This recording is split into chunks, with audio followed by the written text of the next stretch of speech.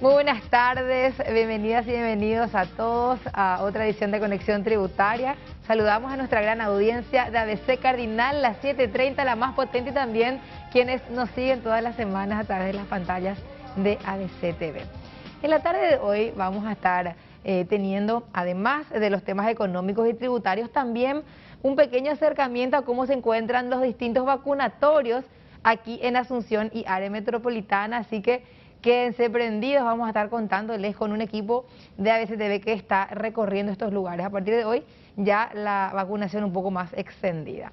Esto a modo de introducción. Y ya les saludo, como cada sábado se encuentra con nosotros nuestro viceministro de Tributación, Óscar Orué. ¿Cómo estamos, viceministro? Buenas tardes, Gladys. Buenas tardes a toda la teleaudiencia de ABC TV y también a toda la audiencia de ABC Cardinal, como cada sábado compartiendo. Y empezamos muy bien, julio, en este caso, Gladys, porque los niveles de vacunación se están extendiendo, como lo mencionás, y eso nos pone muy contentos. Así es que invitamos a todos los que cumplen con los requisitos que vayan a vacunarse. Es muy importante. Las vacunas salvan vidas y más que nunca tenemos que este mes de julio va a ser un mes donde los niveles de vacunación van a ser muy amplios. Parece una obviedad, ¿verdad? Pero hay que decirlo, hay que insistir, porque hay gente que tiene miedo de ir a vacunar por muchas noticias falsas que circulan por las redes sociales, por el WhatsApp. Hay que ir porque es la única manera de combatir esta enfermedad y salvar vidas, y también salvar nuestra economía, porque tiene que tener la sociedad, es decir, la población, la inmunización necesaria, y de acuerdo a eso vamos a ir normalizando todas nuestras actividades, y así también eso va a tener un impacto en la economía. Bueno, paréntesis, en la tarde de hoy también nos acompaña como invitado el director nacional de estadísticas, ya está aquí conmigo, Iván Ojeda, y ya lo saludamos. ¿Cómo estamos, director? Bienvenido. Muchas gracias, Gladys, un placer poder estar en este medio. Un saludo cordial al viceministro también, el amigo Óscar, y por supuesto a esa gran audiencia de ABC TV y también la 7:30.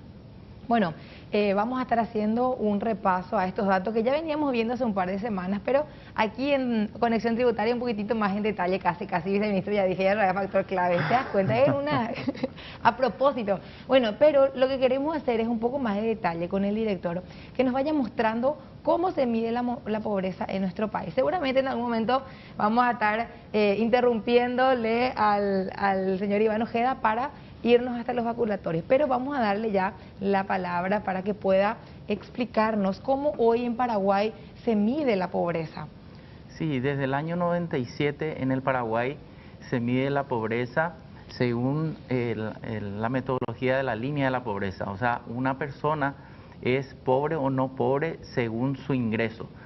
Así, la persona que cuente con los ingresos necesarios o suficientes para hacer frente a la compra de una canasta básica de alimentos, digamos, cerca de 8.200 guaraníes, supera la pobreza extrema. Y si logra tener un poco más de ingresos, aproximadamente 26.000 guaraníes por día, y logra cubrir los costos de una canasta básica de alimentos y también algunos servicios básicos, esa pobreza pasa, esa persona sale de la pobreza. Pero luego de 24 años tenemos una nueva medida complementaria a la medición de la pobreza monetaria. Esta medida es el índice de pobreza multidimensional. Somos el 10º país en la región, en América Latina y el Caribe, y el país número 22 en el planeta que tiene esta nueva medida complementaria de medición de la pobreza. Entonces, ¿de dónde surge esto? Surge a partir, digamos, de la ponencia del Premio Nobel de Economía del año 98, Amartya Sen, que hizo un gran aporte a la economía del bienestar. Entonces, Amartya Sen, en alianza también con la Universidad de Oxford, precisamente su oficina que desarrolla, digamos, este índice sobre la pobreza multidimensional y también el desarrollo humano, por supuesto, ha creado esta metodología. Y en el Paraguay hemos implementado esto a partir de un comité de pobreza ampliado, en donde participan aproximadamente 13 instituciones públicas, también organismos internacionales como el PNUD, UNICEF, el Banco Mundial, por supuesto OFI, que es la iniciativa sobre pobreza multidimensional de la Universidad de Oxford, y también participan de este comité de pobreza ampliado, digamos, investigadores independientes. Entonces, el primer gran logro del país ha sido construir un gran consenso, que evidencia de que los paraguayos también podemos ponernos de acuerdo en temas tan cruciales y sustanciales como son la medición multidimensional, digamos, de la pobreza. Es como también decir, director, la persona no solamente puede ser en cuanto a su ingreso pobre, puede que incluso tenga un nivel de ingreso que esté por encima de la pobreza, pero o por encima de la pobreza extrema, esté en la franja de pobre, pero no tiene acceso a la educación, no tiene acceso a otros servicios básicos. Son cuestiones que suman también a la calidad de vida de las personas, y de esta manera se mide de forma más integral cómo se encuentra realmente cada persona, o también no sé si hay alguna forma de medir por núcleo familiar este tipo de índices. Sí, justamente de eso vamos a hablar esta tarde, ¿verdad? Entonces, pedí nomás, director, cuando quieras la presentación que prepararon. Sí, pueden pasar la presentación sin problema, o vamos desarrollando. La fuente de información para esta medida es la encuesta permanente a hogares.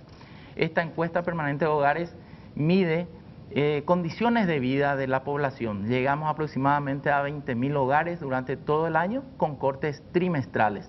Entonces, esa fue la primera gran definición, porque tenemos que contar con, digamos, con la información necesaria. Estos pueden ir avanzando, estamos en la lámina ya como la cuarta, quinta por ahí, ¿verdad? Entonces, la medida, la siguiente, pueden ir avanzando. Bueno, la unidad de análisis es el hogar. ¿Por qué? Porque todas las políticas públicas, o por lo menos la mayoría de ellas, están basamentadas en la unidad de análisis que es el hogar. En este comité de pobreza, en la siguiente podemos ir viendo los integrantes del comité, ¿verdad? En esta lámina, por ejemplo, podemos ver lo que vos mencionabas, Gladys, ¿verdad?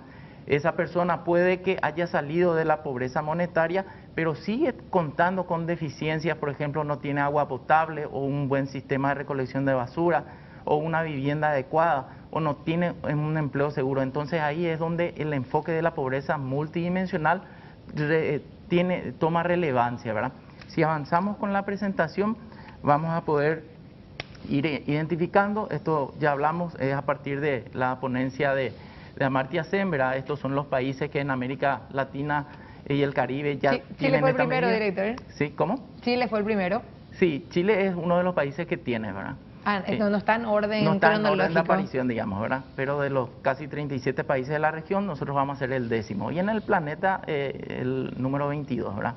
En la siguiente lámina podemos también observar el trabajo del comité. Adelante, por favor. Ahí vemos lo que mencionábamos, todas las instituciones públicas, los organismos internacionales y, por supuesto, también los centros de investigación independientes. En Paraguay se construyó un gran consenso. Vamos avanzando. En la siguiente lámina podemos ver los aspectos metodológicos, ¿verdad? En la siguiente, por favor. Estos son los procedimientos que establece la metodología. En la siguiente lámina podemos identificar... Podemos mencionar, director, ¿Sí? Porque, bueno, recordar un poquitito. Aquí Sí. hay quienes nos ven a través de las pantallas de ABCTV, pero hay también oyentes que todos los sábados nos siguen a través de las 7:30. Entonces podemos comentarles qué dice cada punto, de modo que también ellos puedan entender de qué estamos hablando. Siempre también les invitamos a que prendan la TV y que nos ubiquen en el canal 19. Pero por ahí, si no tienen una TV a mano y nos están escuchando por la radio, les contamos y les recordamos que en la tarde de hoy estamos con el director del Instituto Nacional de Estadística, quien nos está contando cómo hoy se mide la pobreza en Paraguay, el índice de pobreza multidimensional. Este flujo que tenemos ahora en pantalla, director, ¿de qué se trata? Se trata de la fuente de información para la medición de la pobreza multidimensional. ¿De dónde sale? ¿De dónde sale la información para la construcción de esta medida complementaria? a partir de la encuesta permanente de hogares. Como decíamos, es la principal encuesta que tiene nuestro país y realmente es un orgullo porque tiene más de 300 variables que se miden todo el año. Solamente Perú tiene también esa cantidad de variables. ¿Esa encuesta se desarrolla cada mes, cada trimestre? ¿Cuál es? Todo el año. Se desarrolla durante todo el año con cortes trimestrales. Esta misma encuesta es, por supuesto, la que mide la pobreza monetaria, mide, por ejemplo, condiciones de vida, mide la fuerza de trabajo, podemos saber la cantidad de personas ocupadas, desocupadas, podemos saber a través de esta encuesta también y su módulo de TICS cómo usamos en el Paraguay el Internet, para qué uso le damos. Entonces es una encuesta bastante amplia y realmente es una de las más potentes de la región, porque estamos hablando de 300 variables. ¿Es confiable 100%? Es decir, nosotros en esta época, sobre todo en un año político como este y en otros también, vimos cómo hay gente que no confía en las encuestas en general de empresas privadas, por ejemplo, porque a veces parece que los resultados pueden distorsionarse. En este caso estamos hablando de una institución técnica, por supuesto es otra cosa, salvando las enormes diferencias, pero pregunto nomás, ¿es realmente fiable como para decir lo que arroja es tal cual la radiografía de nuestro país en esos ámbitos medidos? Sí, totalmente confiable, porque esto está sustentado en una metodología internacionalmente aceptada. Por ejemplo, cuando medimos la fuerza de trabajo, lo hacemos en base a la metodología y con el seguimiento también de la Organización Internacional del Trabajo, la OIT, que tiene a su vez una conferencia de estadísticos en materia laboral que se reúne hace 100 años, ¿verdad? Entonces, los organismos internacionales tampoco se van a prestar a cualquier tipo de manipulación. Entonces, sea cual sea la coyuntura, los institutos nacionales de estadísticas tienen que salir con los datos según la metodología. Por eso es la importancia, por ejemplo, de este comité de pobreza ampliado también, participando organismos internacionales, participando investigadores independientes y por supuesto también los formuladores de políticas públicas. Entonces hay un marco metodológico, hay una ficha técnica, todos los microdatos también se publican en un formato abierto en nuestra página web para que los investigadores vuelvan a procesar eso. Y acá un dato importante para que la gente entienda: toda la información que nos da la ciudadanía está guardada dentro del secreto estadístico. Los datos que le pedimos a las personas, a los ciudadanos, van a ser usados estrictamente con los fines estadísticos. En ningún caso nosotros podemos identificar al informante al que nos brinda los datos, y eso está protegido por la ley. O sea que no es que van a decir, a ver, la señora Florencia Pérez dijo que, no sé, tiene una ladera pero no tiene aire acondicionado, que su ingreso es tanto y que su hijo no accede a la educación, no sé, no se dice así, no se identifica así. Pueden estar tranquilas las familias, las personas. Sí, y así funcionan las oficinas nacionales de estadística, porque es la única manera de que el Estado puede tener la información de sus ciudadanos para la formulación de políticas públicas, ¿verdad?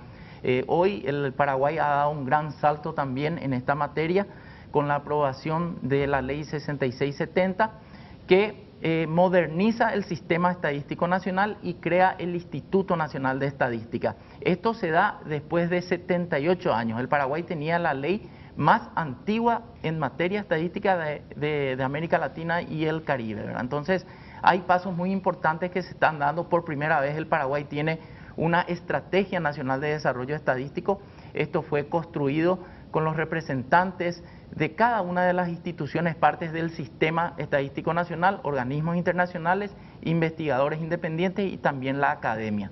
Entonces, esta estrategia nos muestra la brújula por la cual tiene que seguir el país para alcanzar, digamos, la información necesaria. Si volvemos al índice de pobreza multidimensional que veníamos hablando, quiero mencionar cuáles son finalmente las dimensiones, ¿verdad?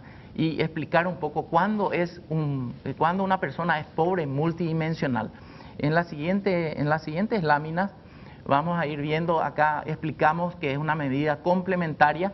En el Paraguay no se va a dejar de medir la pobreza monetaria. Esto viene a ser un complemento a esta medida. ¿Por qué? Porque puede que una persona salga o tenga los recursos necesarios para hacer frente a los costos de esa canasta básica de alimentos, pero sin embargo tiene otras necesidades, otras capacidades que no puede ser abastecida. En la siguiente lámina, para que la gente vaya entendiendo, esto ya hablamos también, que la unidad de análisis es el hogar, porque en el Paraguay todas las políticas públicas contra la pobreza, que están enfocadas en el hogar y no en el individuo como forma aislada. En la siguiente lámina tenemos las dimensiones. La primera dimensión tiene que ver con trabajo y seguridad social, la segunda con vivienda y servicios, la tercera con salud y ambiente y la última con educación. Entonces, estas son las 4 dimensiones que hoy son estudiadas dentro de lo que es el índice de pobreza multidimensional. ¿Cómo se definieron estas dimensiones? Con ese comité ampliado de pobreza que hablábamos. Y detrás de cada dimensión hay una institución pública con una política pública bien clara que va a ser monitoreada. Entremos en el tema. En la siguiente lámina tenemos el componente dentro de cada una de estas dimensiones. Hablábamos de 4 dimensiones, cada dimensión tiene un peso del 25% y dentro de cada dimensión a su vez tenemos indicadores. Entonces, estos indicadores, por ejemplo, cuando hablamos de trabajo y seguridad social, también ponderamos desocupación, subocupación por insuficiencia del tiempo, o si en el hogar también hay personas de 10 a 17 años de edad que trabajan. También podemos identificar si en el hogar hay alguna persona que no esté aportando a una caja jubilatoria, o si existe falta de acceso a jubilación o pensión. En la dimensión de vivienda y servicios, acá medimos de qué materiales está construida la vivienda. También si existe hacinamiento. Hacinamiento hay que entender si en un mismo dormitorio viven 3 o más personas. Eso para la metodología es hacinamiento. Para cada variable hay otra vez unos indicadores concretos, objetivos para medir. Exactamente. Dentro de cada dimensión tenemos los indicadores que son ponderados, ¿verdad? Esta ya es la metodología que estamos aplicando, ¿verdad? También dentro de la dimensión de vivienda y servicios, las prácticas inadecuadas o falta de servicios de eliminación de basura. Acá, por ejemplo, el año pasado medíamos que el 70% de los hogares del interior elimina su basura quemándola. ¡Qué terrible! Y generando incendios inclusive, ¿verdad? En el ámbito o en la dimensión de salud y ambiente, vemos, analizamos si en el hogar existen personas enfermas o accidentadas sin acceso a atención médica profesional, con una ponderación también. Igualmente, el análisis si en ese hogar también existe o falta acceso a agua potable, o si falta de saneamiento mejorado. Cuando hablamos de saneamiento mejorado, hablamos de si ese hogar tiene una letrina o si tiene un baño moderno, etcétera. El uso de carbón o leña para cocinar. Y finalmente, en la dimensión de educación, analizamos la inasistencia escolar de personas de 6 a 17 años de edad, también la escolarización atrasada y finalmente la educación obligatoria incompleta o analfabetismo. Entonces, las 4 dimensiones, director, más importantes que hacen también un poco al bienestar, a la calidad de vida de las personas, y otra vez dentro de cada dimensión los puntos principales. Es así mismo. Y entonces una persona que no tenga ninguna de estas carencias está fuera de la pobreza multidimensional. Pero una persona que tenga 4 o más carencias es un pobre multidimensional. Si avanzamos en la siguiente lámina... Puede ser 4 o más carencias de cualquiera de las dimensiones. Puede ser 3 de una dimensión y 1 de otro. Igual ya entran en categoría de pobre multidimensional. Así mismo es. ¿Te acordás que decíamos, cada dimensión pesa 25%? Entonces, en esta lámina vemos que en la 11ª reunión del comité ampliado se definió cuál es el umbral el umbral es 26. ¿Qué quiere decir eso? ¿Te acordás que cada indicador tenía una ponderación? Sí. Y esa ponderación, si suma 26, ese hogar es pobre multidimensional, o las personas que viven ahí son pobres multidimensionales, ¿verdad? Si avanzamos, vamos a entender en la siguiente gráfica mejor esto. A la izquierda estamos viendo un hogar en donde existen ciertas privaciones. Por ejemplo, ese hogar tiene hacinamiento y ese hogar tiene prácticas inadecuadas de servicios de eliminación de basuras. Entonces, el puntaje sería de 16%. No es todavía un hogar pobre multidimensional. Sin embargo, en la gráfica de la derecha vemos lo que a ese hogar inicial, aparte de esas dos carencias, existe una falta de aporte a una caja jubilatoria o existen menores de edad trabajando en ese hogar. Entonces, ya existen 4 carencias. Dentro de cada 4 carencias evidenciadas por sus indicadores, y la sumatoria ya da más de 25, ya da 26. Entonces, ese hogar es pobre multidimensional. Las personas que viven en ese hogar son considerados pobres multidimensionales. Si avanzamos con la lámina, vamos a hablar de los componentes y los principales resultados del IPM. Acá tenemos que entender cómo construimos este indicador. Este indicador es el IPM es el porcentaje de privaciones que enfrentan los hogares pobres respecto al máximo posible de privaciones que podrían tener todos los hogares. Y eso resulta de multiplicar la incidencia o cuántos son pobres por la intensidad, o sea, qué tan pobres son. Esto, por ejemplo, lo podemos comparar con otro índice como el índice de Gini, ¿verdad? Que cuando más digamos, cercano a 1 sea, ¿verdad? Acá vemos el índice de pobreza multidimensional. Cuando más cercano a 1, todos los hogares son pobres.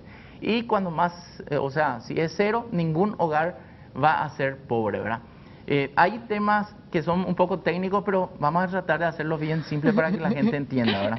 Acá ya nos vamos a volver todo economista con el director de estadística. Bueno, igualmente, a ver, es también un acercamiento de cómo se hace. Seguramente hay gente que va a entender y otras que quizás no del todo, pero sí van a entender la cuestión de fondo de lo que estamos tratando en la tarde de hoy, que me parece muy importante, porque finalmente, al tener estos datos, los diferentes gobiernos pueden plantear políticas públicas para trabajar sobre temas específicos, ¿verdad, viceministro? Sí, justamente, Gladys, la importancia de este estudio y de determinar este indicador y sobre todo las estadísticas reales sirve a los gobiernos para poder tomar determinaciones y establecer políticas públicas directas sobre el área de trabajo, el área de vivienda. Justamente la base es el hogar, como lo estaba diciendo el director. Entonces es muy importante tener en cuenta, de hecho, la administración tributaria y en mi carácter de presidente del Consejo Nacional de Zonas Francas hemos firmado un acuerdo con el Instituto Nacional de Estadísticas, de tal manera poder tener información, estas estadísticas justamente que es en este caso el órgano rector, para que también nosotros podamos darle a ellos datos, informaciones como para poder ir construyendo y así justamente establecer políticas públicas para poder mejorar la calidad de vida de los paraguayos. Esto creo que es muy importante, Gladys, porque de esta forma es como se construye, sabiendo la realidad de la gente, conociendo los datos específicos, de tal manera a que realmente sirva lo que queremos hacer desde diferentes organismos y entidades del Estado. Entonces, creo que es muy importante. Creo que Paraguay en este momento, con el liderazgo de Iván, está teniendo la posibilidad de poder contar con información fidedigna, con información y datos bien concretos, y sobre todo lo que vemos es la gran participación del sector privado. Digo privado porque son gente que no está en la función pública y que le da confianza a este proceso de establecer estadísticas.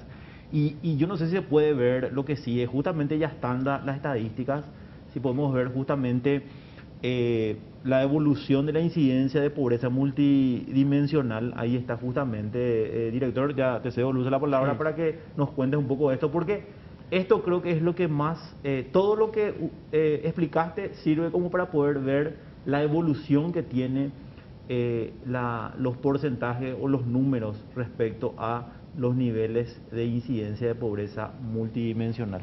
Muchas gracias, viceministro. Como usted bien está mencionando, en esta gráfica vemos la incidencia, que en términos sencillos es qué proporción de la población son pobres multidimensionales.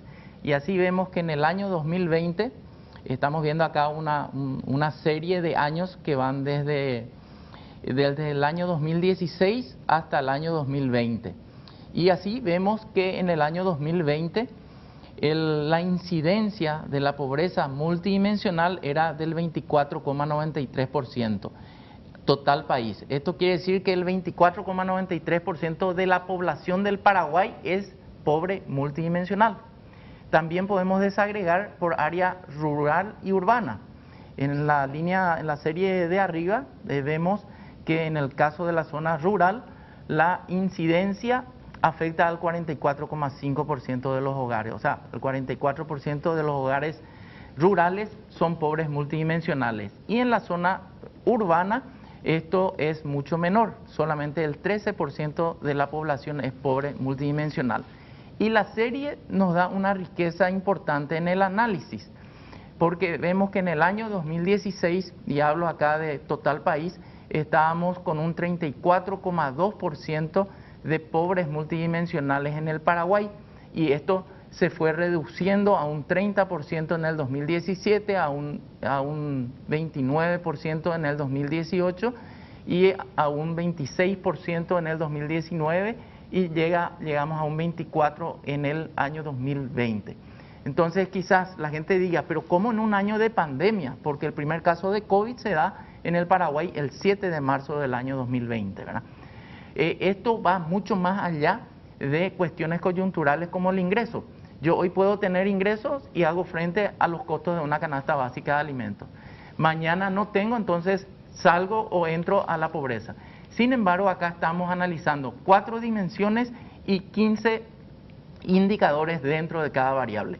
Vayamos ahora a la siguiente gráfica para ver qué tan pobres son los pobres multidimensionales en el Paraguay. Y director, también qué interesante lo que muestra esta curva, las líneas del área rural y el área urbana entre 2000, porque uno puede creer que como en la medición de la pobreza tradicional, digamos, hay más pobres, sobre todo se concentra la pobreza en el área rural, que bueno, sería también algo parecido en esta forma de medir la pobreza multidimensional. Sin embargo, no es así.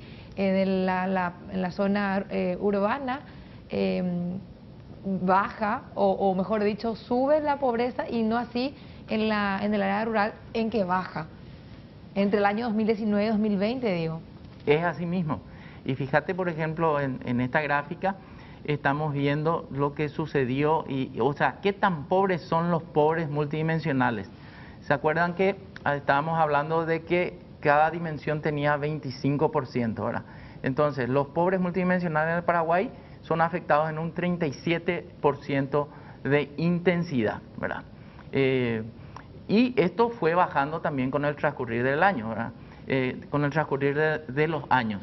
En la siguiente gráfica vamos a hacer la evolución ya del índice, ¿verdad? El índice de pobreza multidimensional, que es multiplicar los pobres por la cantidad de población pobre multidimensional por la intensidad, y nos da un 0,094. Director, le voy a interrumpir sí. solamente unos minutitos porque queremos hacer un paréntesis a la noticia económica para irnos hasta Claudio Genes, quien ya se encuentra en la costanera de Asunción. Va a mostrarnos cómo está la vacunación. ¿Cómo estás, Claudio? Estamos viendo desde aquí los autos, las personas allí esperando ser inmunizadas. ¿Cómo estás?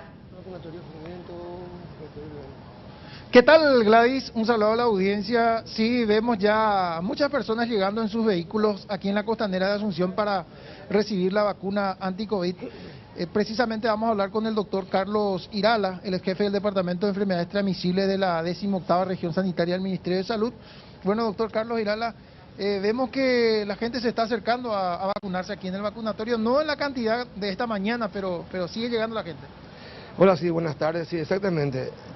Estamos teniendo una afluencia, digamos, intermitente, de repente un poco masiva, de repente mermada por instantes, pero en ningún momento paró durante el día. No paró. Ya. Hasta las 5:30. Hasta las 17. Hasta las 17. Desde las 7:30 estuvimos en 2 locales acá en la Costanera, uno está a 800 metros un poco más para arriba, que es donde estaba principalmente, y este que abrimos hoy. Doctor, un dato importante que vamos a compartir con la audiencia. Aquellas personas que no lograron contactar con su médico de cabecera, ¿cómo puede hacer para recibir la dosis si no tiene el certificado médico? Bueno, tenemos 9 puestos de vacunación que funcionan en la ciudad de Asunción, sí, de los cuales 6 de ellos tienen médicos. Y estos médicos evidentemente también pueden certificar. Yo por ejemplo, acá estoy haciendo ese trabajo de certificar ciertas cosas que saltan a la luz, por ejemplo, una obesidad, un síndrome de Down, una persona con discapacidad. Es evidente que sencillamente con mirar uno ya puede hacer eso y hacer el diagnóstico y realizarlo, adherirlo al consentimiento firmado por el familiar o por el paciente mismo. Hay otros casos donde el paciente refiere tener una enfermedad y entonces que eso sí refiere, al referirnos, digamos que tiene que tener un aval laboratorial. Por ejemplo, si es diabético, si es hipertiroideo o hipotiroideo o tiene una enfermedad específica de los estipulados como grupos vulnerables. ¿Qué tiene que tener, por ejemplo, a mano? Y un resultado laboratorial, o por ejemplo si dice ser hipertenso, un electrocardiograma, un ecocardiograma, algo de eso donde hable o informe de una cardiopatía hipertensiva. Y acá ustedes entonces le autorizan. La hacemos. ¿Ya se dio casos, doctor? Muchos casos el día de hoy, muchos casos. Que no pudieron contactar con su médico. Es más, yo creo que son más casos de lo que hicimos nosotros mismos acá, de lo que trajimos un certificado médico. Llevamos hasta la fecha, hasta el momento 764 ya personas vacunadas, inmunizadas ya en este día. ¿Y de esa cantidad cuánto, por ejemplo, transcribieron acá su...? Aproximadamente 100 personas. 100 personas. 100 personas. Ya. Esta cantidad, 764, a esta hora, ¿cree usted que está bien esta cantidad o debería aumentar? Bueno, viendo la proyección yo creo que vamos a cerrar 1000, hoy pero esperábamos 1500 en promedio para el día de hoy. Esperaban 1500. Sí. Entiendo. Hay 9 vacunatorios aquí en Asunción, me decía doctor. ¿En cuál de esos vacunatorios hay un médico así que pueda transcribir para que la persona pueda vacunarse? Tenemos aquí en Costanera, tenemos en Itanramada, tenemos en el Shopping del Sol, en el Shopping Mariscal, también en la Secretaría Nacional de Deportes y en los hospitales de cabecera que estén habilitados. Por ejemplo, Barrio Obrero es un hospital, evidentemente va a haber médicos, así como Loma Putá. También los otros hospitales de la zona que es Barrio Obrero, Loma Putá, como estaba diciendo, me está faltando uno que no me viene a la cabeza ahora. ¿El Mariscal? Sí, exacto. Doctor, hasta el momento sin ningún tipo de problema, sin inconvenientes, la gente se acerca, no hay ningún tipo de inconveniente hasta el momento. Uno solo tuvimos con una persona que era extranjera, que sí estaba en el sistema, pero no pudimos vacunarlo porque creo que el sistema hace un control cruzado con migraciones y no le habilitaban para ser vacunado. Creo que sus papeles de migratorios no estaban en regla y por lo tanto no pudimos hacer la inmunización de esa persona. Es la única, es un ciudadano argentino de 19 años con factores de riesgo de obesidad y asma, pero no pudimos vacunarlo. Le dijimos que vea a primera hora del lunes migraciones porque bloquean el sistema y que después de eso sí podíamos proceder a la inmunización. Un dato importante, entonces una persona extranjera que vive en nuestro país necesariamente debe estar en regla, digamos, acá en nuestro país. Tiene que estar en regla, porque ya le digo, el sistema cruza datos con migraciones y si nos bloquean nosotros no podemos justificar el uso de esa vacuna. ¿El único inconveniente hasta el momento? Una sola persona. ¿Nos recuerda el número de cédula hoy del 0 al 4 o a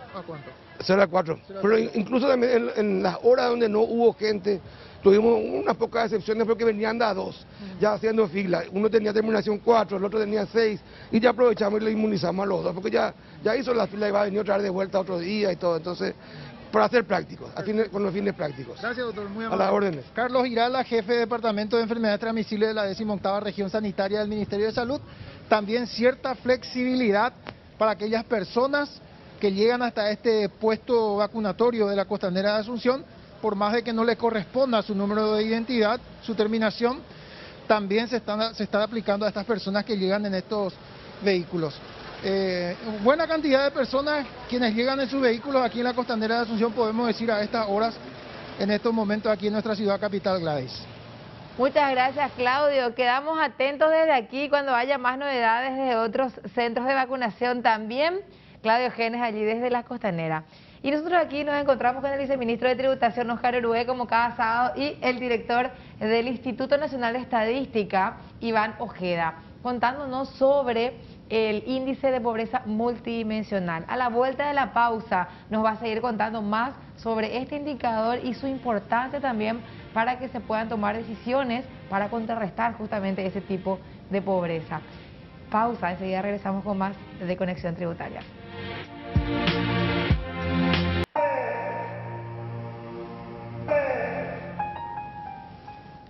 Estamos de regreso en Conexión Tributaria y nos acompaña, además del viceministro de Tributación, Óscar Urué, el director del Instituto Nacional de Estadística, Iván Ojeda. Nos estaba presentando, director, el paso a paso de cómo fue, primero planificándose y luego ya llevándose a cabo esta medición complementaria de la pobreza en nuestro país. Es así mismo, y justamente estábamos viendo en pantalla el comparativo entre la pobreza monetaria y la pobreza multidimensional y el comportamiento que ha tenido en una serie del tiempo. En la siguiente lámina, si podemos avanzar, por favor, vamos llegando al final. Ahí vemos en la gráfica, en la serie de arriba, vemos la evolución de la pobreza multidimensional que hoy en el año 2000, o sea, el último año cerrado, el año 2020, afecta a el 24% de la población. Si comparamos con lo que es la pobreza monetaria, o sea, el que es pobre o no pobre según sus ingresos, nos damos cuenta de que la pobreza en el Paraguay está en torno al 26%. Este 26% está por debajo de lo que es América Latina y el Caribe, que llega al 33%, ¿verdad? Inclusive en algunos países como Argentina llega al 40%. Entonces, en este gráfico podemos observar que la pobreza monetaria tuvo un comportamiento distinto al de la multidimensional, obviamente porque es una sola variable la que se está estudiando. Y en el siguiente cuadro ya podemos hablar de los números y acá podemos ver concretamente que los pobres multidimensionales en el Paraguay son cerca de 1.782.000 personas, de los cuales 965.000 están en ambas, o sea, son pobres multidimensionales y también son pobres monetarios. Y solamente aquella población sin pobreza monetaria, pero con pobreza multidimensional, son aproximadamente 817.000 personas. En la siguiente gráfica se puede observar las privaciones de pobres multidimensionales, pero que no son pobres monetarios. Eso que hablábamos al principio, puede que una persona ya no sea pobre monetario, pero sí sigue teniendo algunas carencias. Y acá muy en detalle, director, ¿qué es lo que justamente es la principal carencia? Dice, falta de aporte a una caja jubilatoria. Claro, sí. Sabemos que en general 2 de cada 10 o 3 de cada 10, según las estadísticas, tienen un aporte nomás luego al IPS, por ejemplo. Sí, los mayores problemas que tenemos van con ese aspecto. También la falta de servicios eficientes para la eliminación de basura y también que la gente sigue usando leña o carbón para cocinar, ¿verdad? Y otra serie de factores. Y ya estamos llegando al final, la contribución de indicadores, en la siguiente lámina, por favor, ahí ya podemos identificar cuáles son los mayores problemas que tenemos, ¿verdad? La inasistencia escolar de personas de 6 a 17 años, también las prácticas inadecuadas o falta de servicio de eliminación de basura es lo que tiene más peso, el tema del aporte a la caja jubilatoria también en segundo lugar, y bueno, acá vemos cada una de las variables. Esto es año 2020 cerrado, y detrás de cada uno de estos indicadores hay una institución con una política pública bien clara, definida, que pretende mejorar esto, ¿verdad? Justamente en el próximo bloque va a estar con nosotros el ministro de Urbanismo, Vivienda y Hábitat para contarnos un poquitito sobre lo que están haciendo ahora en el MUV. Así que veo nomás que hay 2 cuadritos allí, el segundo y el tercero, que habla un poquitito del acceso a la vivienda, el hacinamiento y lo que tiene que ver con los materiales inadecuados también. el MUT es parte de ese comité de pobreza ampliado y fueron los grandes formuladores de gran parte del IPM, ¿verdad? Y finalmente, en la última lámina, queremos mostrar también que esta medición también nos permite desagregar por departamento. Acá estamos viendo el año 2017. La desagregación depende de qué tan grande sea la encuesta permanente de hogares en ese año. Tomamos un año en donde hubieron un tamaño importante y nos damos cuenta de que el departamento más pobre, con más pobres multidimensionales, es el departamento de Caazapá, que coincide con la pobreza monetaria también.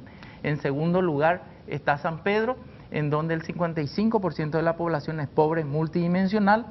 Vemos que el total país en el año 2017 estuvo afectando al 30% de la población la pobreza multidimensional. Y finalmente los menos afectados, donde hay menos pobres multidimensionales, es en la capital de la República, Asunción, con un 9%, y el departamento central con un 15,5% de pobres multidimensionales. Entonces, acá cada ministerio puede focalizar sus políticas públicas y apuntar a esa eficiencia del gasto público, que es el objetivo de nosotros los servidores públicos y es muchas veces también el reclamo de la ciudadanía. Así es, qué interesantes datos también a disposición de todos los analistas, los economistas. Se pueden hacer un montón de planes con esto. Y también yo siempre digo, nosotros aquí en Asunción vivimos en una burbuja a veces. Realmente hay zonas del país muy afectadas por la pobreza y realmente ahí se tienen que enfocar esas inversiones, esas iniciativas, tanto públicas como privadas, ¿verdad? Porque también aquí hay un componente privado claramente que tiene que verse. Bueno, director, muchísimas gracias por tu tiempo en la tarde de hoy, por tu participación. Viceministro, ¿algo que agregar sobre esto? No, agradecerle al director del Instituto Nacional de Estadística por la presencia, por contarnos acerca del trabajo que está haciendo y también agradecerle por el acuerdo que ha firmado con la Administración Tributaria, de tal manera ir colaborando, ir trabajando en conjunto y sobre todo que las estadísticas, estos datos nos sirvan como para poder establecer políticas públicas en pos del mejoramiento de toda la gente. Muchas gracias, Iván, y estamos siempre a disposición aquí en Conexión Tributaria. Muchas gracias, viceministro, muchas gracias, Gladys, también por dar valor público al dato. Nosotros estamos muy contentos de acercarnos y trabajar coordinadamente con la Subsecretaría del Estado de Tributación en este convenio también con la Comisión Nacional de Zonas Francas para mostrar con datos las ventajas que tiene este régimen tributario. Yo les voy a dejar un obsequio acá de la publicación del índice de pobreza multidimensional. Agradecer a muchísima gente, porque esto no es solamente un logro del Instituto Nacional de Estadística, es el logro de muchas instituciones, de muchos compañeros y principalmente agradecer a la ciudadanía, porque si no fuera por la ciudadanía no íbamos a tener estos datos. Y en este momento hay funcionarios del Instituto Nacional de Estadística levantando y recuperando encuestas en el país. Entonces, muchísimas gracias a la ciudadanía, gracias también a los compañeros del instituto, gracias a los componentes de este comité ampliado de pobreza, instituciones públicas, organismos internacionales y por supuesto también investigadores del sector independiente. Lo que se mide, mejora. Entonces, ese es nuestro desafío. Muchas gracias por el espacio. Muchas gracias también. Bueno, tenemos que cumplir. Quédense con nosotros. A la vuelta de la pausa ya se encuentra aquí Carlos Pereira, ministro de Urbanismo, Vivienda y Hábitat, para contarnos varios temas de interés. Así que quédense, enseguida regresamos con más.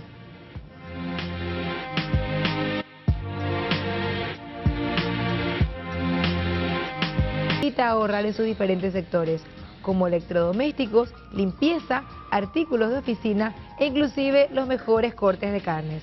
El lugar ideal para comprar todo lo que necesitas con precios económicos y de calidad es Forti Mayorista.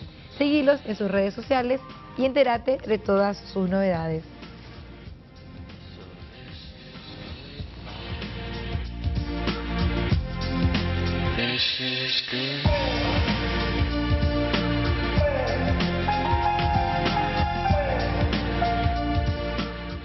Las 3 en punto, 24 grados de temperatura y nosotros aquí haciendo conexión tributaria con nuestra gran audiencia de las 7:30 también quienes nos siguen a través de las pantallas de ABC TV. Además del viceministro de Tributación, Óscar Herué, que todos los sábados, o casi todos los sábados, porque a veces le damos permiso para que tenga día libre, está también con nosotros hoy el ministro de Urbanismo, Vivienda y Hábitat, Carlos Pereira, a quien ya damos la bienvenida. ¿Cómo estamos, ministro? Buenas tardes, Gladys. Buenas tardes, viceministro. Un gusto estar acá compartiendo con usted en la tarde de hoy.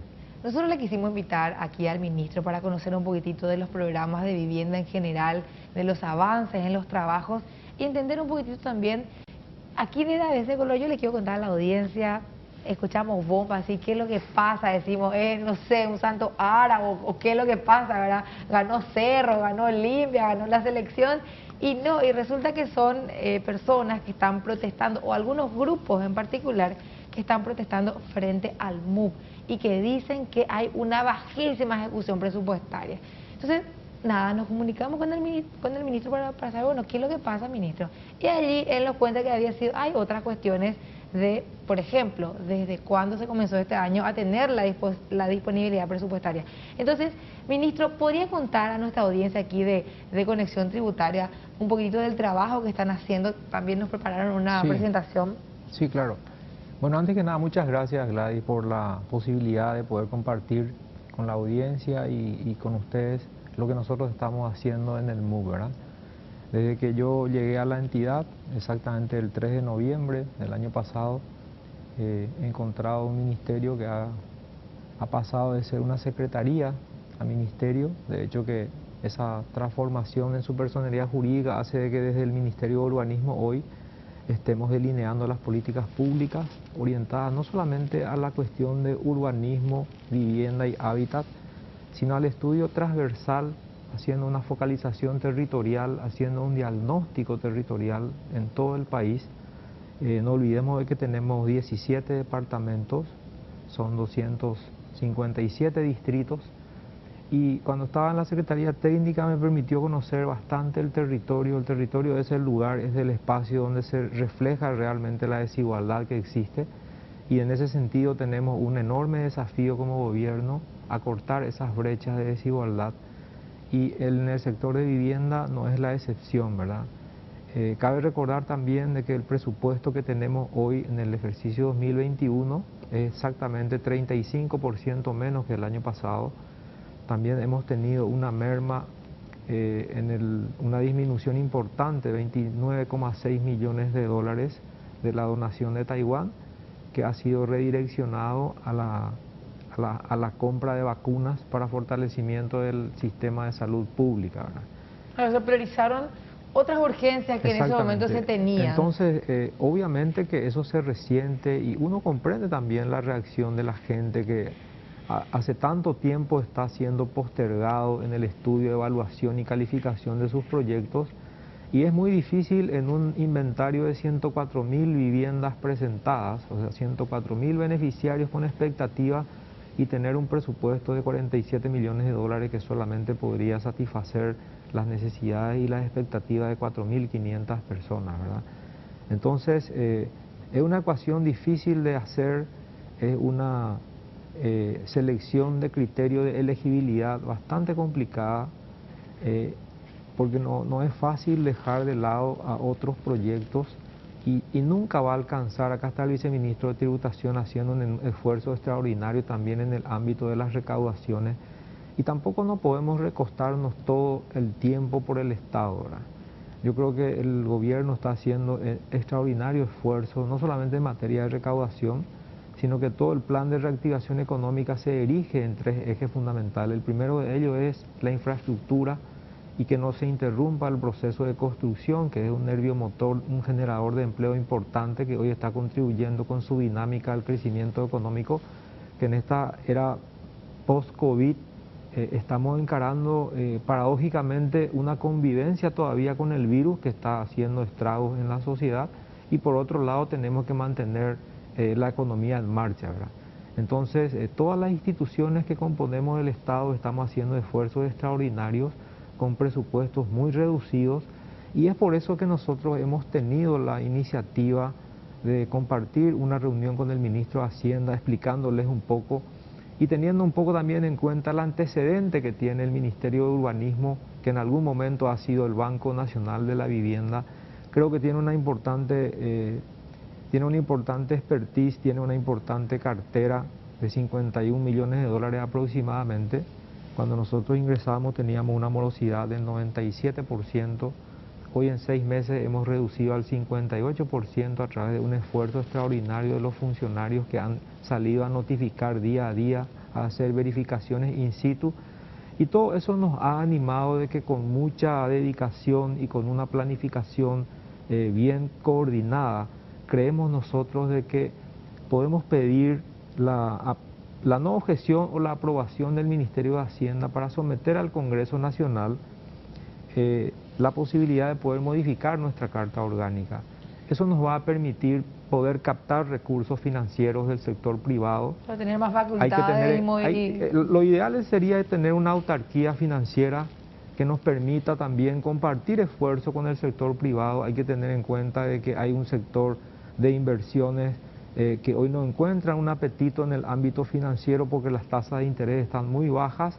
Entonces es un momento oportuno también en donde emerge una oportunidad de negocio para los desarrolladores inmobiliarios que necesitan combinar la posibilidad de tener el mercado que hoy existe, es el de la clase media precisamente, pero todavía esa ecuación no se puede dar como para que la conexión de financiamiento les permita a las familias que hoy pagan un alquiler relevante entre 3 y 5 millones de guaraníes, y el pago de ese alquiler le impide acceder a una cuota de préstamo a largo plazo, ¿verdad?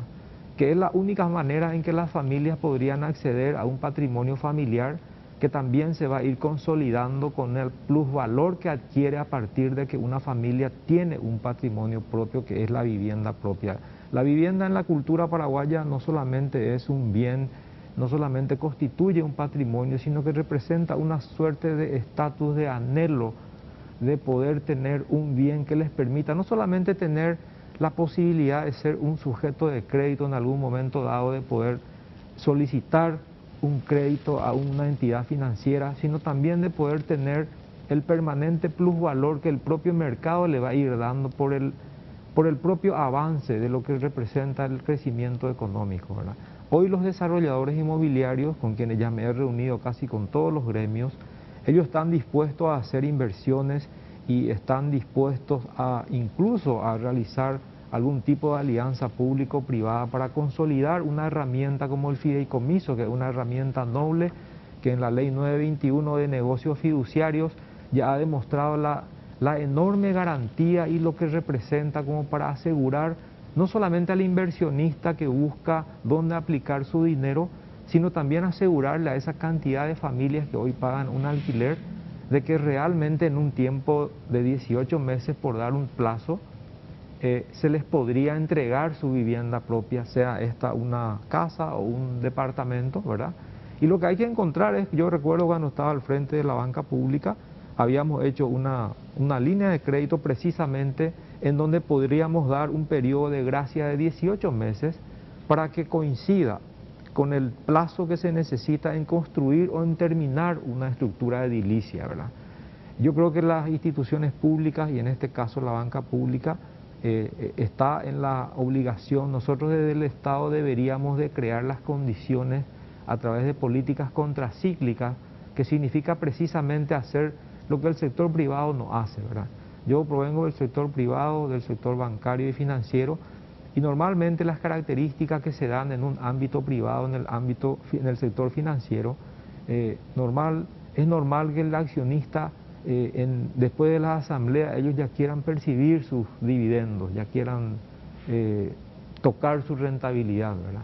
Sin embargo, desde el Estado, esa rentabilidad está un poco postergada porque primero debe estar la ciudadanía, primero debe estar la gente, primero debe estar crear las condiciones de bienestar subjetivo que merece la gente. No solamente tratar de ofrecer el crédito, sino hacer ese plus, ese algo más que se necesita para que hoy las personas que están pagando alquiler, si tuvieran un plazo de espera de 18 meses, exactamente le va a alcanzar como para que cuando termine su vivienda en el mes 18, a partir del mes 19 estaría empezando a pagar la cuota de lo que puede representar su propia vivienda y dejaría de ser un gasto sumergido, un gasto fijo, Claro. y estaría ya empezando por el mismo monto o equivalente a pagar por algo que mañana va a ser el patrimonio familiar, va a ser un activo que va a tener esa familia como un respaldo para que su tradición familiar también pueda empezar a comportarse y pueda empezar a manifestarse. Siempre mencionamos esto, ministro, que la clase media de pronto está un poco huérfana al no tener justamente la posibilidad de comprar al contado una vivienda o un departamento y también muchas trabas a veces en el sector privado, en los bancos privados, Y esa es demasiada burocracia. Esa es la traba justamente de la que yo hablaba recién, Gladys. Yo creo que, y yo insisto con esto, ¿verdad? Me llamaban a mí cierta gente que están acostumbrada a hacer consultas financieras y me decía, ¿cómo puedo hacer para conseguir un crédito? Porque me piden flujo de caja exactamente en el periodo de pandemia. Pareciera contradictorio, pero en el periodo de pandemia en donde hemos estado encerrados casi 6 meses, es medio absurdo solicitar un flujo de caja cuando que la actividad prácticamente se ha suspendido. Totalmente. Entonces yo creo que la pandemia también deberíamos tomar como un desafío de romper las burocracias, de rediseñar y de reencauzar ciertos procedimientos también en muchos aspectos, ¿verdad? Y, ministro, eso es lo que nosotros encontramos como resistencia. Fíjate vos, por ejemplo, en los países emergentes, hoy con el COVID y ahora era post-COVID, cómo se manejan los entes financieros. Ellos prácticamente construyen algoritmos en donde, por ejemplo, Óscar Orué ya no necesita presentar un extracto de ingresos de los últimos 6 meses, sino solamente contesta varias preguntas de que en los últimos 5 años no ha tenido reclamos de ningún tipo de deuda, que en los últimos años no ha tenido ningún antecedente judicial o no haber incurrido en morosidad en la compra de algún artículo comercial o en el pago de una obligación. Entonces, con solo esos requisitos accede a un crédito. Eso simplifica muchísimo, y con la educación financiera realmente eso es lo que deberíamos de hacer para que la gente hoy se da a la inversa. El mercado, que es lo más difícil de construir muchas veces, por eso se requieren de estudios de marketing, estudios de mercado, estudios de factibilidad y de viabilidad económica y financiera. Sin embargo, hoy el sector de la clase media está ahí esperando, con necesidades insatisfechas o mal atendidos o ni siquiera atendidos en algunos aspectos, ¿verdad?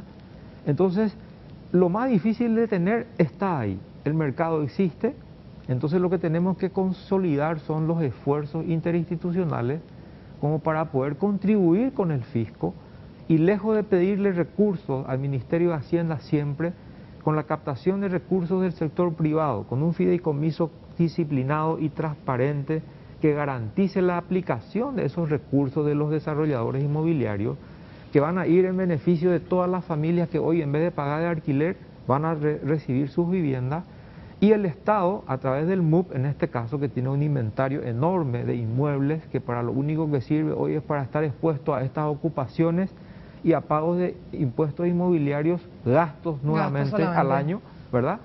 Entonces, es una manera también de rentabilizar esos activos del Ministerio, y lejos de pedirle recursos al Ministerio de Hacienda, nosotros podríamos contribuir con el fisco entregándoles el resultado del plusvalor que le va a quedar al Ministerio, como para que el Ministerio de Hacienda pueda minimizar el impacto de la deuda pública que está creciendo, ¿verdad? Bueno, y justamente es una muy buena idea que depende de ese cambio que está planteando a nivel de ley.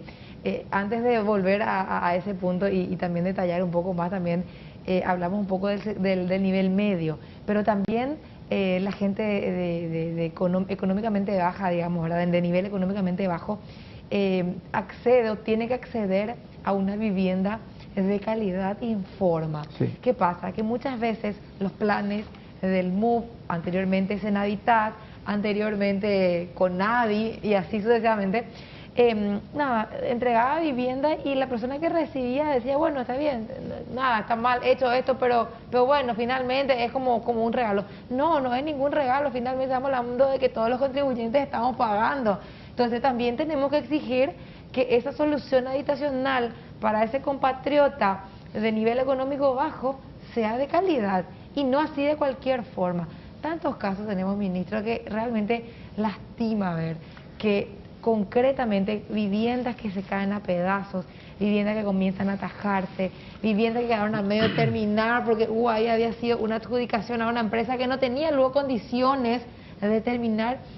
En fin, un montón de casos que se vieron en los últimos años y que ahora en la administración, de acuerdo a los datos que nos estuvo comentando el ministro, se intenta justamente desalentar, es decir, cambiar. Y bueno, a no todos les gusta el cambio y eso también es algo que está pasando ahora. Sí, yo te agradezco mucho, Gladys, que hayas tocado eso. Y antes de entrar nuevamente a repasar el calendario del momento en que hemos recibido los recursos, diríamos, ¿verdad?, para la ejecución presupuestaria. A nosotros nos critican mucho por no ejecutar el presupuesto de los 47 millones que data ya de diciembre del año pasado, donde se promulgó el decreto de la aprobación de esos recursos, ¿verdad? Eso ha tenido todos unos trámites, obviamente tiene su formulación, eso se ha tramitado ante el Ministerio de Hacienda. El 19 de marzo el Ministerio de Hacienda ha emitido el decreto autorizando la incorporación en el presupuesto, eso están en las láminas si ustedes lo pueden ver. Podemos compartir también con nuestra audiencia entonces que nos sigue a través de ABCTV. A partir del decreto que autoriza la incorporación de los 299.000 millones, que es la equivalencia de los 47 millones de dólares, ahí se da recién inicio a los trámites, que el 26 de abril el Ministerio de Hacienda comunica al Ministerio de Urbanismo la habilitación de la cuenta luego de haber emitido los bonos del Tesoro en el mercado local, haciendo efectivo esos recursos. Y recién en el mes de mayo nosotros empezamos a validar, a evaluar y a calificar los proyectos. En ese marco ya hemos emitido 1026 subsidios en lo que resta entre mayo y junio, de manera de que no existe ningún atraso y quizás puedan existir atrasos en los trámites, pero esos atrasos no es atribuible al Ministerio. Sin embargo, como bien recién mencionaste, como hay tanta resistencia al cambio y hemos incorporado muchos reglamentos endureciendo precisamente las exigencias de que los materiales sean de mayor calidad, de que tengan fiscales de obra, que puedan hacer monitoreos y seguimientos con cierta frecuencia. Entonces, esas son las razones muchas veces por las que nosotros estamos siendo criticados, y no por tener los recursos vamos a estar también sacando cualquier tipo de proyecto, ¿verdad? Claro. Es muy grande la responsabilidad como servidor público y como ordenador de gasto en este caso. Entonces yo por eso he solicitado una auditoría desde que yo entré, a través de auditores que contraté a través del Banco Interamericano de Desarrollo, que también quiero desarrollar un tema con ustedes, el proyecto de reacondicionamiento de viviendas también, que es muy importante por lo que mencionaba recién Gladys. Y así esa auditoría a mí me ha permitido primeramente tener un diagnóstico de las debilidades de control interno, de aquellos aspectos que deberíamos de ir fortaleciendo y reforzando por cada una de las direcciones generales que interactúan en el proceso de las emisiones de los subsidios, que es la antesala a la construcción, ¿verdad? Ahí participan varias direcciones, está la dirección social que se encarga de evaluar la formación de una familia, la integración de la familia, si realmente son del sector pobreza, si existe el asentamiento donde se va a llevar a cabo la construcción. Luego está la dirección técnica que hace la evaluación de los proyectos, de las presentaciones que hacen los servicios de asistencia técnica, que consiste en la característica de vivienda, las dimensiones de vivienda, si están delineadas dentro de los criterios técnicos legales exigibles. Luego está la Dirección General de Hábitat, que es la que se encarga de verificar in situ el suelo, el tipo de suelo en donde se pretende hacer la construcción. Muchas veces la gente presenta nomás los inmuebles, pueden tener defecto de que es una zona inundable, puede tener el defecto de que hay zanjas. Entonces, todas estas intervenciones técnicas que hacen los arquitectos del MUP son las que precisamente hacen como una salvaguarda de que cuando se vaya a llegar el momento de inicio de obras realmente tengan todas las condiciones técnicas, legales y sociales habilitadas, ¿verdad? Claro, acá también estamos muy acostumbrados, ministro y viceministro de audiencia, a exigirle a la autoridad, al ordenador de gasto, ejecución presupuestaria. Como si ejecución presupuestaria fuese sinónimo de avance real de obra, de que la obra sea de calidad, de que realmente se presenten las soluciones que necesitan esos sectores con los cuales trabaja la institución. Entonces, son aspectos que tenemos que comenzar a tener en cuenta también nosotros los ciudadanos al momento de exigir. No basta con exigir ejecución presupuestaria, tenemos que exigir las soluciones concretas con esos recursos públicos que hoy se están destinando. Aquí hablamos de 47 millones de dólares que bueno, se van a ejecutar seguramente en más de un año. No, en 2 meses. En 2 meses. En 2 a 3 meses máximo. Ahora estamos en julio. Estamos en el mes, cerramos junio ahora, sí. Y ahí yo quisiera un pequeño paréntesis, ¿verdad? En el mes de mayo, cuando todavía no teníamos ejecutado ni $1 de los 47 millones, nosotros ya habíamos cerrado con el 61%. Estamos hablando de mayo y con el 61% de ejecución del programa Fonavis. Sí, se puede ver esa lámina, creo que está en la presentación justamente como apoyo. Eso es muy relevante mencionar porque eso significa de que hemos estado trabajando a la par de los trámites que se estaba desarrollando con los 47 millones de dólares, ¿verdad? Si nosotros hiciéramos un análisis acá... Ahí está justamente. Ahí está. Nosotros teníamos una ejecución ya del 63% correspondiente al presupuesto general de gasto al mes de mayo, fuera de los 47 millones. Y para ser preciso, ¿cómo se hace una ejecución del 100% para que la ciudadanía entienda? Si nosotros fuéramos efectivos, tendríamos un promedio de 8.3% de ejecución mensual, ¿verdad? Para que en 12 meses sea el 100%. Si en el mes de mayo nosotros ya cerramos, ya ejecutamos el 63%, ni siquiera antes de llegar al semestre, significa que estamos demasiado bien en materia de ejecución. Cuando empezamos en mayo a ejecutar los 47 millones, ahora al 30 de junio, hace 3 días, hemos cerrado al 11%. En un mes, prácticamente. En un mes, prácticamente. Entonces, 2 meses pongámosle, mayo y junio, ¿verdad? Entonces, si vamos a irnos al promedio mensual de ejecución óptima, 8.3 por 2 son 16,6%. En 2 meses estamos en el 11%. No está mal porque esa diferencia no es una cuestión atribuible al ministerio. Esa diferencia es por la falta de completitud de ciertos proyectos, por los pendientes que todavía tenemos en algunos expedientes, y por eso estamos haciendo hasta equipos de trabajo para trabajar directamente con los grupos que hoy están de repente con protestas, ¿verdad? Nosotros estamos trabajando directamente con ellos, nosotros estamos haciendo a la par que ellos los trámites. Yo les solicito a ellos que me traigan dónde están trancados, si es en el INDER o en el Ministerio de Desarrollo Social por la licencia ambiental, y yo interactúo y opero con el ministro Ariel Oviedo o con la presidenta del INDER, contribuyendo con los trámites también de ellos, ¿verdad? Por eso que a veces yo no puedo entender qué es lo que tanto pueden reclamar, ¿verdad?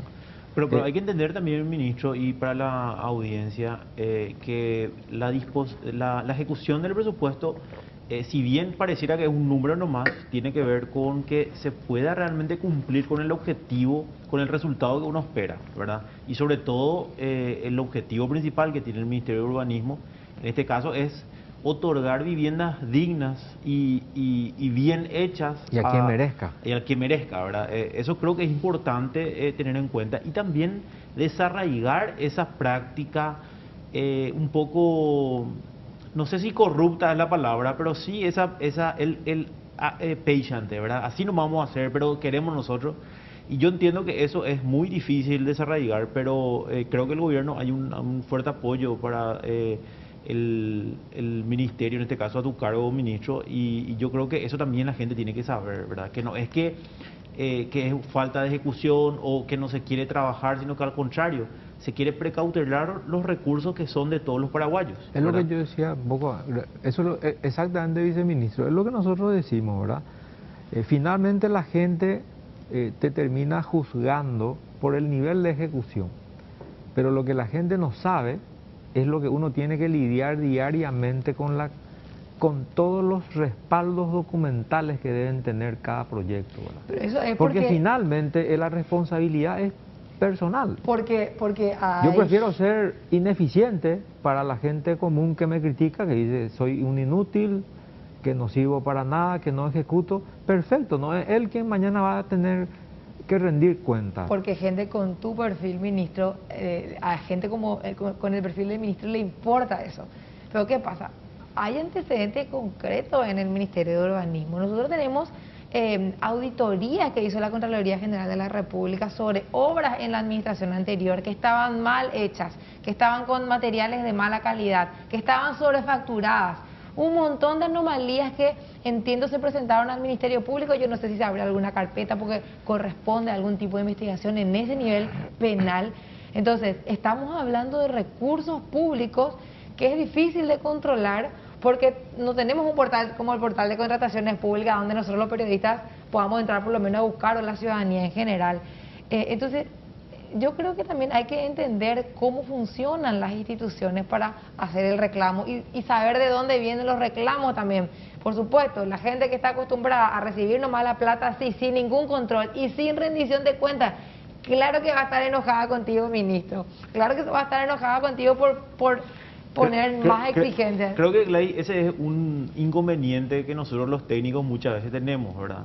Y le digo técnico porque yo lo considero técnico también al ministro Pereira. Muchas veces los políticos tienen una presión directa sobre el trabajo que hacemos y eso a veces no es comprendido, ¿verdad?, por la gente porque creen que somos burocráticos, ¿verdad? Pero en realidad lo que buscamos es la eficiencia. Y recordaba al ministro, el otro día le estaba escuchando y justo nosotros estábamos hablando también antes que se le nombre cuando renunció el anterior ministro y decíamos con Gladys en una conversación aparte que sería bueno que algún técnico vaya al Ministerio de Urbanismo, ¿verdad? Porque siempre se politiza y bueno, creo que hoy tenemos una persona que está ejerciendo con mucha honestidad y mucha transparencia el ministerio, por un lado, y por otro lado tenemos la presión. Usted decía, ministro, el otro día que cuando se iba a preguntarle a la persona que se iba a manifestar, diciendo a mí me pagan 30.000 guaraníes para quedarme acá todos los días, ¿verdad? Sí. No, tranquilo, no es nada personal, ministro. Sí, este yo no tengo nada es mi trabajo nomás. Qué terrible. Bueno, no, ministro, en honor al tiempo y a su tiempo también. Pero yo quisiera retomar lo que decía Gladys y también mencionaba el viceministro, ¿verdad? Acá hay un programa que nosotros tenemos, que es el programa de AMA-BIT, ¿verdad?, que es para reacondicionamiento de vivienda, ¿verdad? Eso es muy importante y la ciudadanía de repente no conoce, ¿verdad? Tenemos un déficit comunicacional también muchas veces nosotros de no saber comunicar lo que tenemos.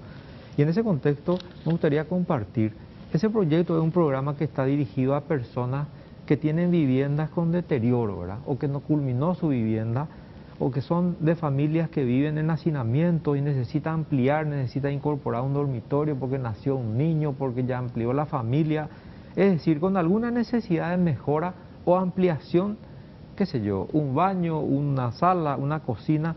¿Y cómo funciona? El beneficiario que cumple los requisitos debe tener tan solo un ahorro de 700.000 guaraníes en alguna de las cooperativas con las que tenemos convenio, y con un microcrédito preaprobado de 3.500.000. El subsidio que nosotros entregamos es de 17.800.000, o sea que hay 22 millones de guaraníes que se le entrega a esa familia, y esa familia con eso, lástima que no pude incorporar las láminas de cómo también impacta eso en el ámbito social, en una familia en donde se le mejora su vivienda, se le construye el espacio que hoy no tiene, o se le mejora lo que ya tiene. O sea, ministro, yo por ejemplo, si tengo una vivienda que ya necesito hacer una ampliación o una reparación ya porque está viejo, vamos a decir de esta manera, o no tiene piso, o el juego yo de cocina, puedo acceder al Ministerio de Urbanismo, sí, ¿verdad? Y los requisitos es que tengo que tener un ahorro por lo menos de 700.000. Sí, en una cooperativa de las 17 cooperativas que están firmando. Consigo un crédito de 3.500.000. Que también la cooperativa ya tiene preaprobado con la sola tenencia de la caja de ahorro. Y el ministerio me otorga un subsidio de 17.500.000 guaraníes para que yo con 22 millones pueda mejorar. Así es. Mi Vivienda. Sí, señor. Y eso es para cualquiera, o Para sea, cualquiera. Esto es individual, Esto ¿no? es individual. No es como en el caso del FONAVI, que son proyectos más de grupos de... No. Esto es individual y es muy simple los requisitos, ¿verdad? Hay que tener los documentos del inmueble a nombre del solicitante, haber pagado el 70% o más del inmueble. ahí tenemos Ah, justamente en ahí pantalla está. para los que están viendo en televisión, ministro. No superar los 5.500.000 de salario, no haber tenido otro subsidio. Justamente lo que tratamos de evitar, como dijo el viceministro, es de que no hayan duplicaciones en personas que hoy puedan estar recibiendo doblemente un subsidio y otro compatriota no le ha alcanzado, ¿verdad? Entonces nosotros somos muy estrictos en ese tipo de controles cruzados. Por eso es que necesitamos tener una buena base de información que nos permita consultar a nivel de subsidios todos los subsidios que pudieran haberse emitido desde el Estado, como para evitar este tipo de duplicaciones, ¿verdad? Y ahí están las zonas en las que nosotros exigimos dentro del proyecto para que las personas que vivan en Capiatá, en Luque, en Limpio, en Mariano Roque Alonso, San Antonio, Ñembú, Villa Lisa, Fernando de la Mora y por supuesto Asunción, puedan hacer sus presentaciones de requisitos. Eso lo pueden hacer ya inclusive en la página web directamente, no hace falta trasladarse físicamente. Hoy con la pandemia estamos tratando de digitalizar todos los accesos posibles, de modo que esas facilidades también les permita a la gente ellos mismos hacer sus gestiones, eliminar el gestor, el famoso gestor, que también lo único que hace es cobrarle al que menos tiene, ¿verdad? Otro cáncer. Porque, creo que tenemos en la siguiente lámina y con esto terminamos, ministro, también en Sí. honor al tiempo. Sí. Es la dirección que mencionaba. Ahí está. https://ama.mup.govcorta.pi. Exactamente. Allí entonces entramos para postularnos. Bueno, ministro, realmente si vamos a comenzar a hablar de todos los temas, es tan amplio, es tan grande, es un mundo el Ministerio de Urbanismo. Transversal, realmente, como dice el presidente de la República, el acceso a la vivienda es casi culturalmente el anhelo máximo que tiene una familia en nuestro país. Y nosotros como Ministerio de Urbanismo tenemos un enorme desafío por delante porque es transversal. Por eso es que somos muy estrictos en la focalización territorial de poder llegar a aquellas familias vulnerables más postergadas. Este lunes, por ejemplo, tenemos que estar con el presidente en Paso Yobay, que es un distrito del Guairá. Ahí se van a inaugurar 140 viviendas en el marco ya de la donación de la hermana República de Taiwán. Aprovecho el espacio para agradecer al señor embajador por todo el apoyo que siempre nos da. Y 6 de esas 140 son viviendas inclusivas. Eso significa que tienen las rampas, tienen los accesos para sillas de ruedas. Nosotros tenemos muy en cuenta también la inclusión. Además, la inclusión social es muy relevante, las personas con discapacidad, ¿verdad? Entonces, tratamos de que nuestra evaluación social sea completa, como recién dijo Iván, y estuve escuchando atentamente su presentación. Hoy el índice de pobreza multidimensional es diferente que la pobreza monetaria. Anteriormente los que tenían un cierto nivel de ingreso por día era el parámetro que fijaba el umbral de la pobreza. Hoy el no tener acceso a la vacuna, el no tener acceso a una educación básica, el no tener acceso a los primeros auxilios de los 1.100 días de lactancia en la salud pública infantil, esos son indicadores fehacientes también de pobreza multidimensional y es lo que hoy nos pone en el mismo nivel de medición de los demás países en el marco de los 17 Objetivos de Desarrollo Sostenible, que también debe ser un factor de empoderamiento de nuestra gente, ¿verdad? Se habla poco de los Objetivos de Desarrollo Sostenible, yo siempre trato de incorporar eso porque hoy en día en donde la credibilidad ya no existe, creo de que lo que hoy estamos en función pública deberíamos de trabajar un poco en construir esa confianza en lo que hace una institución y de lo que tiene que hacer para poder llegar a la satisfacción de la ciudadanía. La pandemia nos ha mostrado las debilidades que tenemos institucionalmente y nosotros estamos trabajando sobre las debilidades que tenemos institucionalmente como para que con los presupuestos que nos asignan también poder trabajar, hacer lo que tenemos que hacer con lo que tenemos. Así es, con lo que se puede hacer. Ministro, muchísimas gracias por su tiempo en la tarde de hoy. Tenemos que hacer una pausa. Nosotros solamente vamos a estar conversando en las otras plataformas de ABC. Con mucho gusto, Gladys. Aprovecho este espacio privilegiado de comunicación para agradecerte por la invitación, agradecerle también acá al viceministro y felicitarle por su enorme trabajo al frente del Ministerio de la Subsecretaría de Estado de Tributación, donde la recaudación es una lección que no es fácil, pero lo está haciendo con mucho éxito. Muchas gracias. Muy bien, 36 minutos pasaron de las 3 de la tarde. Quédense con nosotros a la vuelta. Más novedades aquí en Conexión Tributaria.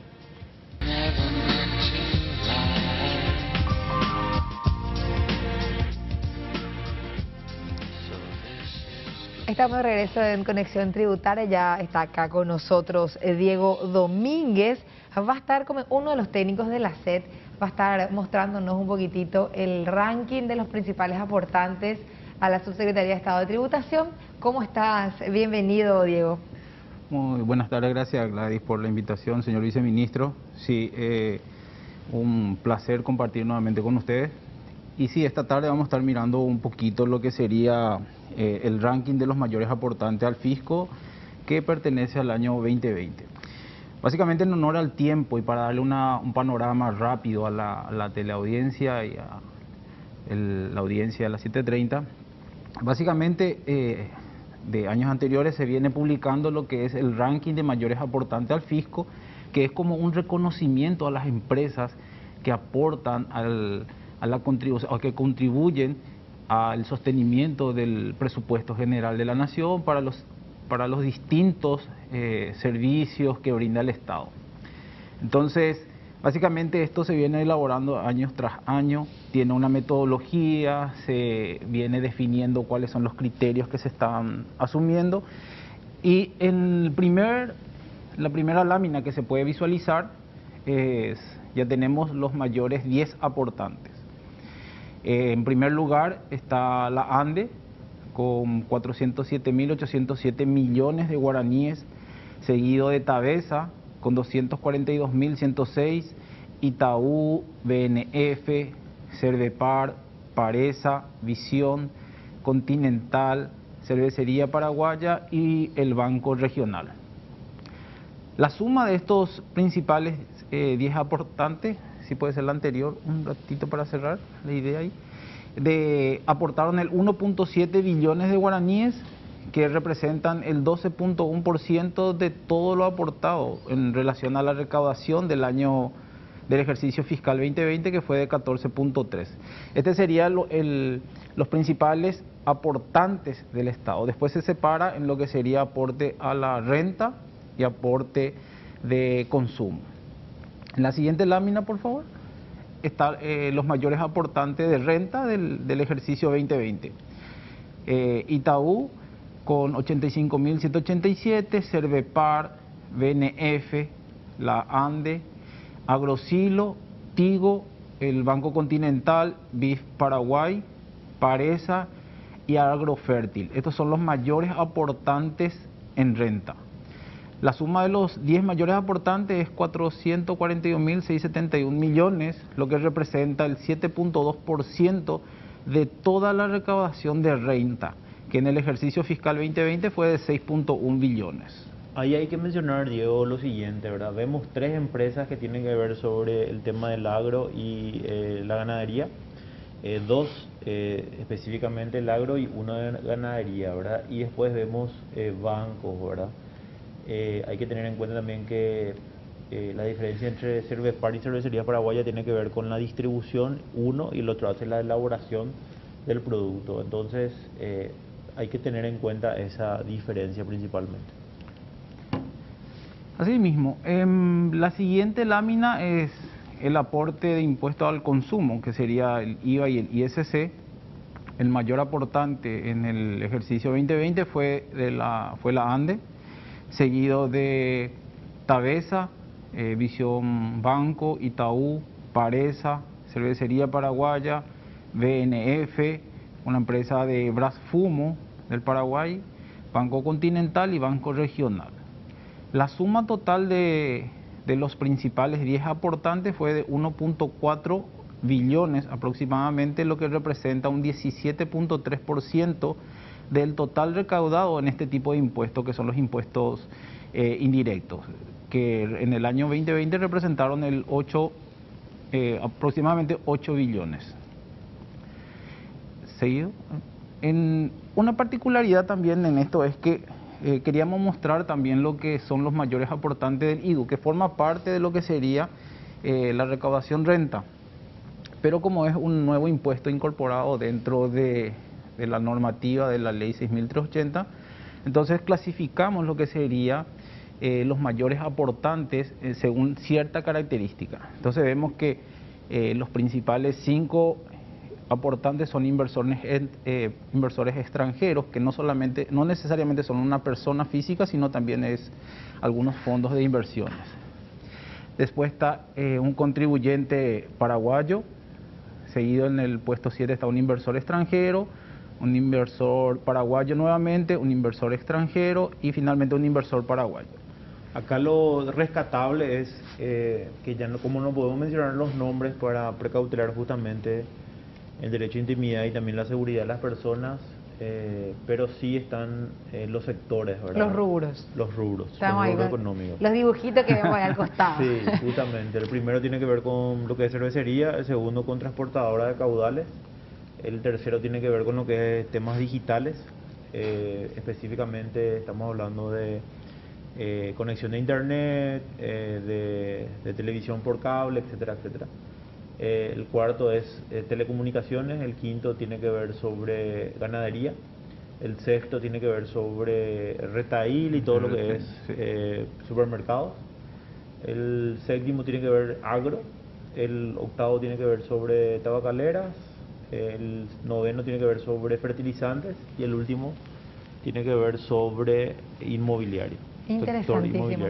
Bueno, Diego, vamos a hacer un paréntesis porque tenemos que cumplir enseguida. Vamos a regresar con la parte final y los números también para redondear aquí con Diego sobre los principales contribuyentes en el año 2020. Enseguida regresamos con más Conexión Tributaria.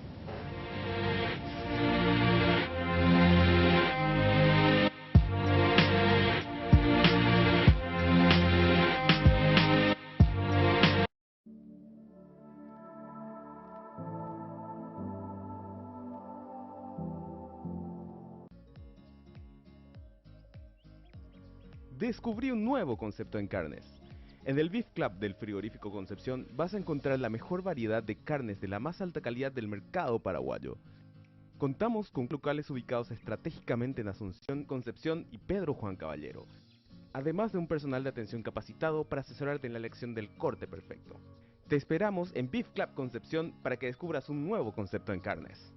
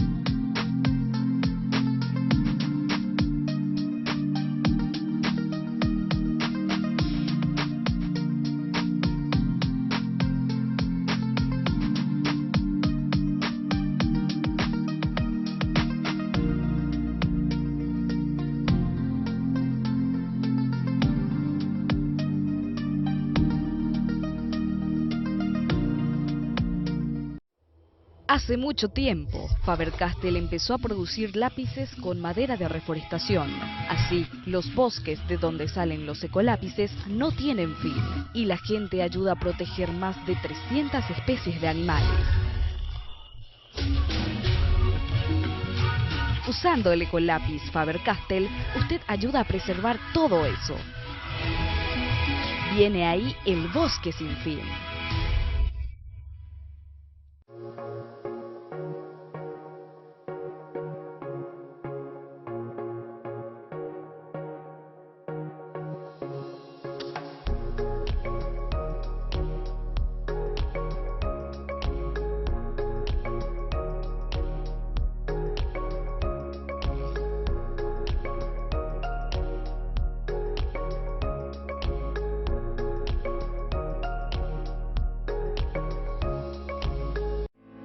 Tu diario de los domingos viene más grande, más entretenimiento, más análisis, más investigación, más páginas. No te pierdas del ABC Color de los domingos. Conseguilo por 10.000 guaraníes. Lee ABC Color. Por todo el mes de julio, IDESA te trae una imperdible oportunidad, donde podés obtener hasta el 100% de descuento en los intereses de tus cuotas. No dejes pasar esta excelente oportunidad de ponerte al día. IDESA, máximo respaldo a su inversión. Sujeta a fracciones adheridas, no olvides pagar Impuesto Inmobiliario 2021.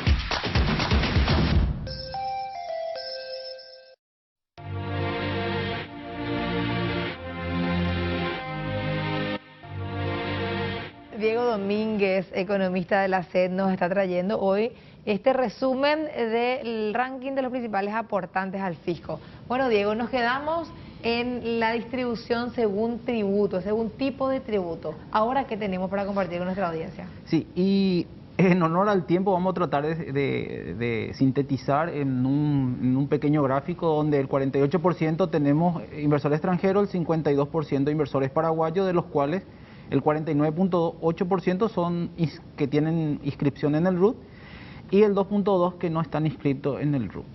Bueno, esto forma parte de lo que sería el ranking de mayores aportantes, que es como un destaque que se le da a las empresas que van contribuyendo o tienen confianza en la administración tributaria, con lo cual se nota con los datos las recaudaciones que venimos teniendo. Entonces, si podemos adelantar un poquito más para mostrar lo que serían las recaudaciones en a junio. Ahí se puede ver que el acumulado a junio en el 2019 teníamos 6.9 billones de guaraníes. En junio del 2020 teníamos 5.7 billones de guaraníes recaudados en efectivo, y a junio de 2021 tenemos 7.8 billones de guaraníes recaudados. Entonces, la tendencia muestra que mantenemos un crecimiento positivo en cuanto a las recaudaciones, y eso se puede ver mediante la confianza que tiene el sector privado hacia la administración tributaria. También otra cosa importante y muy relevante es la estructura del 7.1 billones, 7.8 billones, cómo está distribuido. Y se puede ver que anteriormente el IVA nosotros teníamos un porcentaje mayor, actualmente ronda el 49.9% y comienza a incrementarse la participación de los impuestos directos, que sería el IRE con un 30%, el IDU con un 9.8% y algunos que están en porcentajes un poco menores en otros impuestos. Después podemos ver otra cosa importante, la siguiente lámina, sí, la recaudación en efectivo por sectores. Esto sería la contribución al crecimiento que hubo entre el año 2020 y 2021, cómo está compuesto o qué sectores son los que explican el crecimiento. Y se puede ver que la participación de comercio con un 29%, tenemos la agricultura con un 17.6%, servicios a empresas 9.8%, después tenemos intermediación financiera, alquiler de vivienda, productos químicos, servicios a los hogares. Y lo que sí se puede resaltar es que estamos todavía teniendo crecimientos negativos o incidencia negativa del sector restaurantes y hoteles. Pero creyendo o teniendo una visión positiva a partir de las vacunaciones que estamos teniendo, que eso se puede ir revirtiendo en los próximos meses. O sea, las proyecciones que tenemos en cuanto a la estructura de ingresos por sectores, estamos viendo que podría ir mejorando paulativamente todos estos sectores, inclusive la de restaurantes y hoteles. Bueno, con esto cerramos nosotros, Diego, lo que es el resumen de recaudaciones. Viceministro, para agregar algo. Sí, que está sostenida la recaudación, el aumento de la recaudación en estos 6 primeros meses, realmente importante. Acá vimos los sectores que explican esa mejora, ese aumento. Contentos por eso y esperemos que esto vaya mejorando. Decíamos al principio hoy del programa, Gladys, es importante el tema de la vacunación, que la gente, decirle a los parientes, a los amigos, que vayan a vacunarse. Entendemos que este mes de julio va a ser un mes donde se va a poder ya empezar a vacunar la gente que no tiene enfermedad de base y que para agosto ya básicamente vamos a estar más del 30% vacunados, ¿verdad? Hay muy buenas perspectivas. El ministro comentaba de Salud comentaba que íbamos a tener más de 2 millones de vacunas entre este mes de julio y agosto, ¿verdad? Y creo que eso es muy importante. Entonces eso va a ayudar significativamente a la mejora de la economía. Entonces estamos en el camino correcto y esperemos que esto vaya mejorando. También los niveles de contagio están disminuyendo y eso tiene que ver con la economía también, sin ninguna duda. Muy bien, viceministro, muchísimas gracias por tu tiempo, como cada sábado. También agradecemos a Diego su presencia en la tarde de hoy. Hicimos un paréntesis en general hoy al tema tributario. Nos fuimos más por el lado económico, que también son dos temas muy interesantes: la medición de la pobreza multidimensional y los temas relacionados a las políticas de viviendas.